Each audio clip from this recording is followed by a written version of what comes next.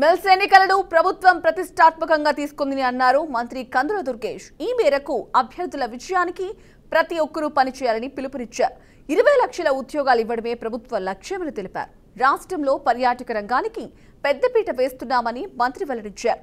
ఆర్థిక పరిస్థితి సరిగ్గా లేకున్నా ఇచ్చిన ప్రతి హామీని నెరవేరుస్తున్నామని అన్నారు. వైసీపీ హయాంలో నిరుద్యోగం బాగా పెరిగిపోయిందని, కూటమి ప్రభుత్వంలో ఉద్యోగాలు కల్పిస్తామని అన్నారు. గత ప్రభుత్వంలో మంత్రులు కేవలం వ్యక్తిగత దూషణలకు మాత్రమే పరిమితమయ్యారని, రాష్ట్ర అభివృద్ధికి ఏ ఒక్క రోజు మంత్రులు కృషి చేయలేదని విమర్శించారు. ఎమ్మెల్సీ ఎన్నికలు పూర్తయిన వెంటనే హామీలు అమలు చేస్తామని స్పష్టం చేశారు.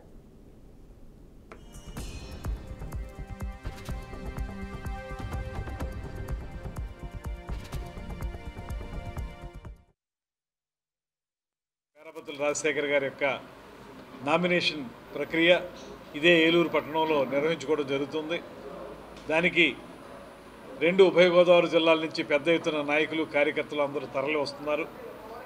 అందరూ కలిసి నామినేషన్ ప్రక్రియ పూర్తయిన తర్వాత పూర్తి స్థాయిలో క్షేత్రస్థాయికి వచ్చేటప్పటికి 100% కూడా ఎవరైతే గ్రాడ్యుయేట్స్ ఉన్నారో వారందరినీ కూడా, ఎవరైతే ఓటర్లుగా నమోదు చేయబడ్డారో వారందరినీ కూడా కూటమి అభ్యర్థి అయినటువంటి రాజశేఖర్ గారికి ఓటు వేసే విధంగా మేము మా కార్యక్రమాలు నిర్వహించుకుంటున్నాం.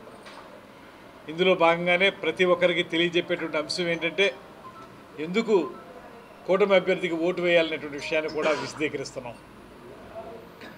మీకు గడిచిన 5 సంవత్సరాల కాలంలో పూర్తిగా పట్టాలు తప్పినటువంటి అభివృద్ధిని తిరిగి పట్టాలెక్కించాలంటే కూటమి ప్రభుత్వంలో మాత్రమే సాధ్యపడుతుందనేటువంటి మాటని స్పష్టంగా తెలియజేస్తున్నాం.